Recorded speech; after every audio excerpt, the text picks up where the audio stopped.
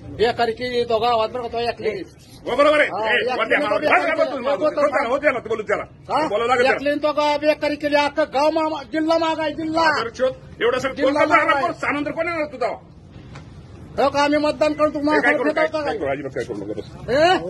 काय बोलतो आम्ही बोलतोय मतदान काय करून करू काय आलो करू आम्ही. नको का बस तुम्ही काय बोलू नका. गावाची बेकारी तुमचं असं कसं काय आहे? नाश्ता बंद करतो सगळीकडे हा?